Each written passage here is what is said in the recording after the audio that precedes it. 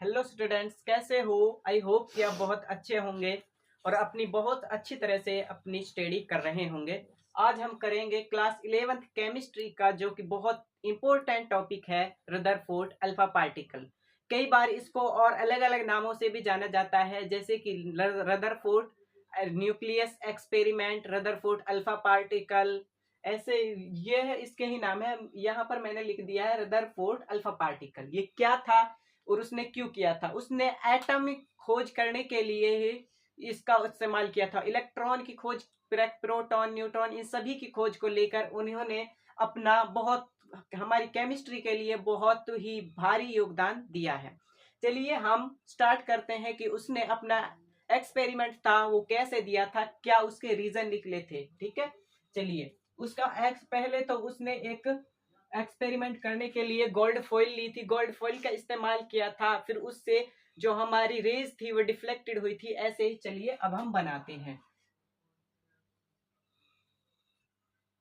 जैसे कि यहाँ पर पहले उसने एक मिरर या बॉक्स सा रखा था, फिर उससे यहां से लाइट गुजारी थी, एक यहां से एक लाइट पास की थी।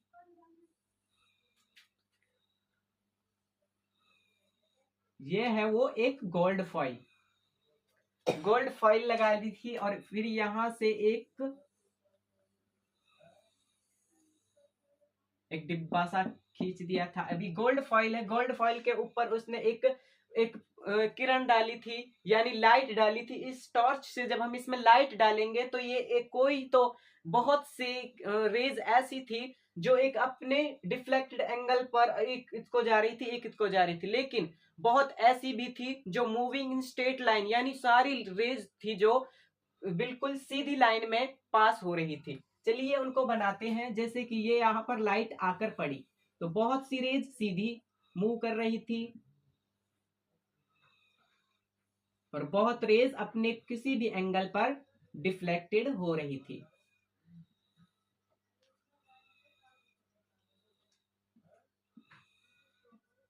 ठीक है, और एक रेज ऐसी थी, यानी उसमें बताया गया है कि 20,000 रेज थी, 20,000 रेज बताया गया है, जिनमें से एक रेज अपनी बैक बाउंस होकर वापस आ रही थी और वापस जा रही थी। ठीक है, चलिए अब हम इसके रीजन निकालते हैं। ये मैंने वो रेज बना दी है जो बैक बाउंस होकर आ रही थी।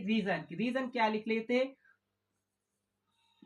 रीजन क्या निकले थे इसके? रीजन, फर्स्ट रीजन निकला था, जो फर्स्ट निकला था वो निकला था most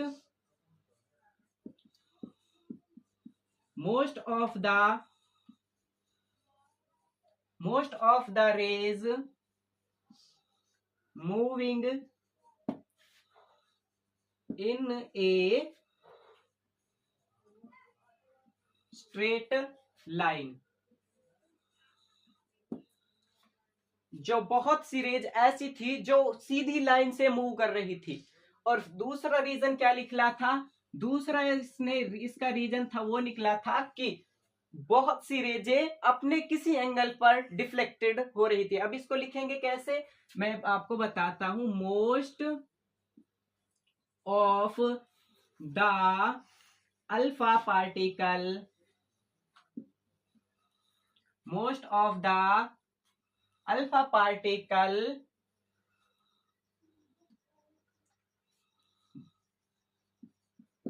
moving in A deflected angle.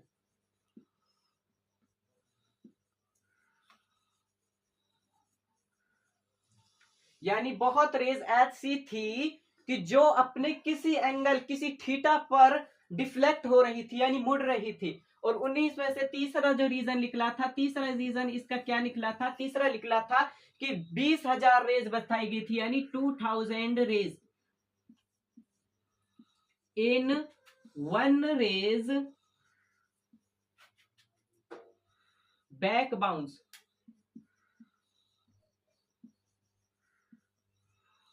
Back bouncer, यानी 20,000 रेजों में से एक रेज ऐसी थी जो आ भी रही थी और जा भी रही थी, आ भी रही थी, जा भी रही थी, यानी बैक बाउंस होकर आ रही थी, जा रही थी। उसी के ये तीन ही रीजन है और उसी से हमारा जो रदरफोर्ड अल्फा पार्टिकल है वो होता है खत्म। इसने ये इसको इसी के लिए किया था क्योंकि 3 वो निकाले थे। जो हमारी गोल्ड फॉइल होती है, इसमें लिख भी देता हूं,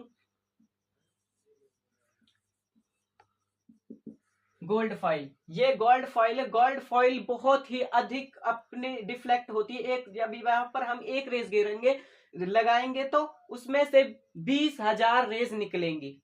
चलिए बच्चों, आज के लिए बस इतना ही, मिलते हैं फिर अगली वीडियो में। यदि आपको ये हमारी वीडियो समझ में आई हो, आपके लिए हेल्पफुल, थोड़ी भी हेल्पफुल हो, तो लाइक एंड शेयर सब्सक्राइब जरूर करें। Thank you.